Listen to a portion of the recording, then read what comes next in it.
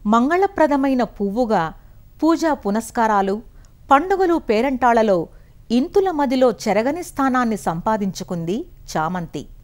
చామంతులు పసుపు, తెలుపు, ఎరుపు, గులాబీ, కుంకుమ ఇలా ఎన్నో వన్నెల్లో హొయలుపోతూ మగువుల మనస్సును ఇట్టే దోచుకుంటాయి. మామూలు సమయాల్లో కిలో 100-150 పలికే ఈ పూలు పెళ్లిళ్ల సీజన్లో 200 నుంచి 400 రూపాయల వరకు ఎగబాగుతాయంటే వీటికి ఎంత గిరాకీ ఉంటుందో అర్థం చేసుకోవచ్చు. చామంతులు కాలానుగుణంగా పూస్తాయి. శ్రావణ మాసం నుంచి పూత అందివచ్చేలా రైతులు చూసుకున్నప్పటికీ సాధారణంగా అక్టోబర్ నుంచి డిసెంబర్ మాసాల వరకు చామంతి పూత ఎక్కువగా ఉంటుంది. అటు తర్వాత జనవరి నుంచి తగ్గిపోతుంది. కానీ మాఘమాసం మొదలుకొని పెళ్లిళ్లు ఎక్కువగా ఉంటాయి. ఆ సమయంలో కనుక చామంతిని పూయిస్తే రైతుకు సిరుల వర్షం కురిసినట్లే.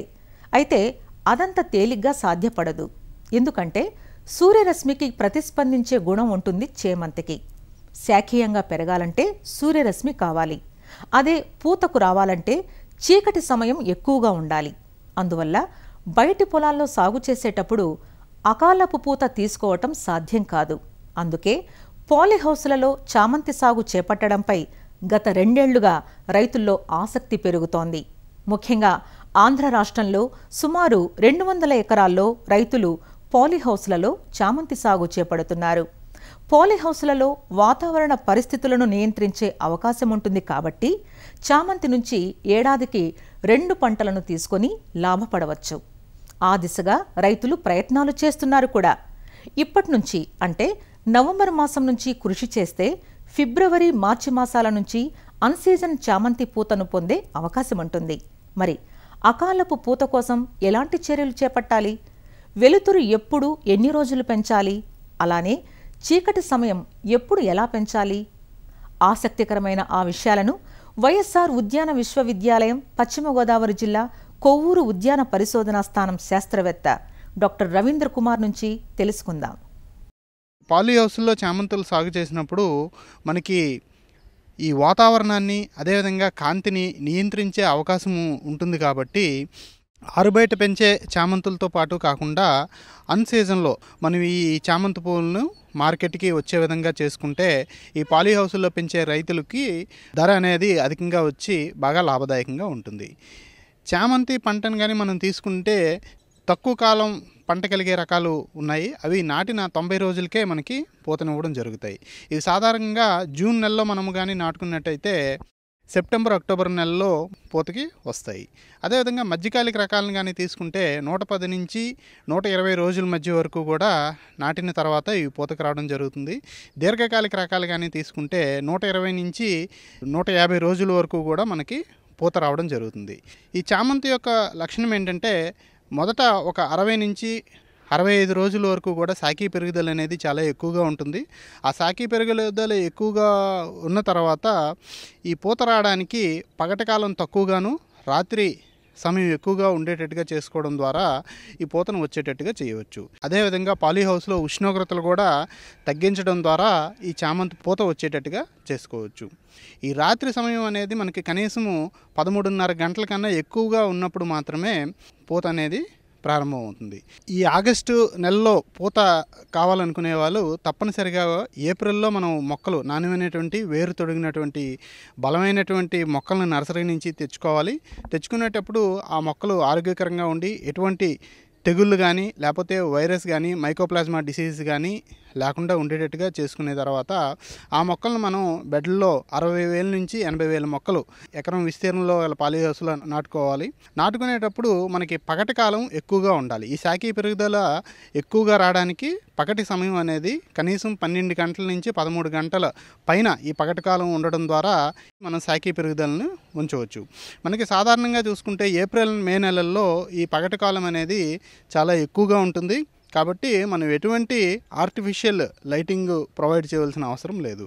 కానీ 6 వారాల తర్వాత దానికి తప్పనిసరిగా బ్లాక్నింగ్ ట్రీట్మెంట్ మనం చేసుకోవాలి.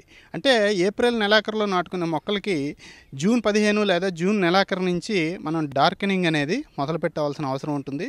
ఈ డార్క్ ట్రీట్మెంట్ కోసము నల్లటి పాలిథిన్ కవర్ను కానీ, లేకపోతే ప్లాస్టిక్ కవర్ను కానీ, లేకపోతే నల్లటి గుడ్డను కానీ మనం మొక్కల మీదుగా పాలీహౌస్లో ఏర్పాటు చేసుకున్న స్ట్రక్చర్స్ మీదుగా ఏర్పాటు చేసుకోవడం ద్వారా ఈ చీకటి సమయాన్ని పెంపొందించుకోవచ్చు. దీనికి గాను మనం సాయంత్రం 4 నుంచి రాత్రి 8 గంటల పాటు ఈ పాలిథిన్ కవర్ను మొక్కల మీదుగా కప్పడం ద్వారా ఈ రాత్రి సమయాన్ని 13:30 గంటల కన్నా ఎక్కువ చేయవచ్చు. అయితే ఈ సమయంలో మనకి సాధారణంగా జూన్, జూలై నెలల్లో ఉష్ణోగ్రతలు కూడా ఎక్కువగా ఉంటాయి కాబట్టి ఈ ఉష్ణోగ్రతలు కూడా మనం తగ్గించుకోవాల్సిన అవసరం ఉంది.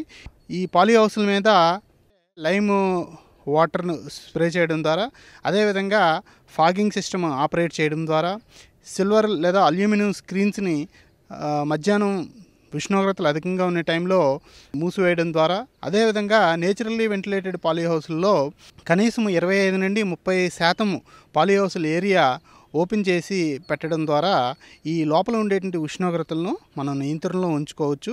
అదేవిధంగా లోపల సర్క్యులేటర్ ఫ్యాన్స్ ఏర్పాటు చేసుకోవడం ద్వారా ఈ గాలిలో ఉండేటువంటి ఉష్ణోగ్రతలను కూడా మనం నియంత్రించి తక్కువ ఉష్ణోగ్రతలు ఉండేటట్టు చేయొచ్చు. అప్పుడు ఈ మొక్కల్లో పిఎఫ్ఆర్ఎఫ్ఎంలో ఉండేటువంటి వర్ణకణాలు యాక్టివేట్ అయ్యి ఫ్లోరిజన్ అనే ఈ ఫ్లవరింగ్ హార్మోన్ని ఉత్పత్తి చేసి చామంతుల్లో పూత రావడానికి కలుగజేస్తాయి. పాలిథిన్ మల్చి కప్పిన టైం నుంచి పూత ఇచ్చే వరకు ఉండేటువంటి కాలాన్ని దానికి రియాక్షన్ టైం అంటారు. కొన్ని మొక్కల రకాల్లో ఇది 3 వారాల పాటు కప్పి ఉంచితే సరిపోతుంది. కొన్ని మొక్కల రకాలకు 11 వారాల వరకు కూడా కప్పి ఉంచాలి. కానీ మన సాధారణంగా సాగు చేసే రకాలన్నింటిలో కూడా ఈ రియాక్షన్ టైం అనేది 7 నుంచి 8 వారాల పాటు ఉంటుంది. అంటే 7 నుంచి 8 వారాల పాటు ప్రతిరోజు కూడా రైతులు ఆఫ్ సీజన్లో పూత రావడానికి సాయంత్రం 4 నుంచి రాత్రి 8 గంటల వరకు కూడా ఈ బ్లాక్ పాలిథిన్ మల్చి షీట్ని మొక్కల మీదుగా కప్పుకోవాలి. ఇలా చేసినప్పుడు మనకి ఆగస్టు నెల నుంచే ఈ పూత అనేది ప్రారంభమయ్యి ఆఫ్ సీజన్లో మనకి మార్కెట్లో పూలు ఉత్పత్తి జరిగి కేజీ 250 నుంచి 350 రూపాయలు ఉండి వాణిజ్యపరంగా సాగు చేయడానికి చాలా అధికంగా లాభం ఉంటుంది. అదేవిధంగా ఫిబ్రవరి, మార్చి నెలల్లో, ఏప్రిల్ నెలలో పూత రావాలనుకున్నప్పుడు మనం తప్పనిసరిగా కూడా ఈ మొక్కలను నవంబర్ నెలలో నాటుకోవాలి. పగటి కాలం అనేది తక్కువగా, రాత్రికాలం ఎక్కువగా, అదేవిధంగా గాలిలో ఉష్ణోగ్రతలు కూడా తక్కువగా ఉండడం చేత శాఖీ పెరుగుదల అనేది చాలా తక్కువగా ఉండి చిన్న మొక్కలకే ఈ పూత అనేది ప్రారంభమవుతుంది. ఈ చిన్న మొక్కలకి ఈ పూత ప్రారంభమైనప్పుడు ఈ పూల సంఖ్య అనేది చాలా తక్కువగాను, అదేవిధంగా పూల నాణ్యత కూడా బాగా తక్కువగాను ఉండి రావడం జరుగుతుంది. కాబట్టి మనం నవంబర్ నెలలో పగటి కాలాన్ని అనేది మనం ఆర్టిఫిషియల్గా లేకపోతే కృత్రిమంగా పెంచుకోవాల్సిన అవసరం ఉంది. దీనికోసము మనం ఏం చేయాలంటే ప్రతి చదరపు మీటర్కి 150 వాట్స్ కలిగినటువంటి బల్బుల్ని పాలీహౌస్లో ఏర్పాటు చేసుకోవాల్సిన అవసరం ఉంటుంది. ప్రతి మొక్క మీద 90 లక్స్ కాంతి పడేటట్టుగా మనం చేసుకోవాలి. దీనికోసము సాయంత్రం 5:30 నుంచి రాత్రి 8:30 వరకు కూడా ఈ కాంతిని మనం ఏర్పాటు చేసుకోవడం ద్వారా ఈ పగటి కాలాన్ని పెంచి రాత్రి కాలాన్ని తగ్గించడం ద్వారా మొక్కల్లో శాఖీ పెరుగుదల అనేది బాగా ఉంటుంది. ఇది మొక్క నాటిన దగ్గర నుంచి 6 వారాల వరకు కూడా ఈ కృత్రిమ కాంతిని ఏర్పాటు చేయడం ద్వారా, మరి అదేవిధంగా సమగ్రంగా ఎరువుల యాజమాన్యం పాటించడం ద్వారా ఈ మొక్కల్లో శాఖీ పెరుగుదల అనేది బాగా ఉంటుంది. అదేవిధంగా మొక్క నాటిన 4వ వారంలోని 6వ వారంలోని పించింగ్ చేయడం ద్వారా, అంటే ఈ కొన మొగ్గలు తుంచేయడం ద్వారా ఎక్కువ శాఖీ మొగ్గలు రావడం జరుగుతుంది. అదేవిధంగా ఈ సమయంలో నాఫ్థలిన్ ఎసిటిక్ యాసిడ్ అనే హార్మోను 10 నుంచి 15 ppm వరకు స్ప్రే చేయడం ద్వారా ఈ మొక్కల్లో శాఖీ పెరుగుదల అనేది బాగా రావడం జరుగుతుంది.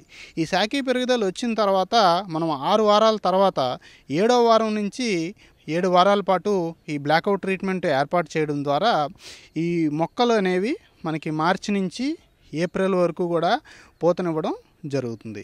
ఈ విధంగా మొక్కలు ఒకసారి వేసుకున్న మొక్కల నుంచి మనం కనీసము 2 ఫ్లష్లు మనం తీసుకోవచ్చు ఒక నెల గ్యాప్తో.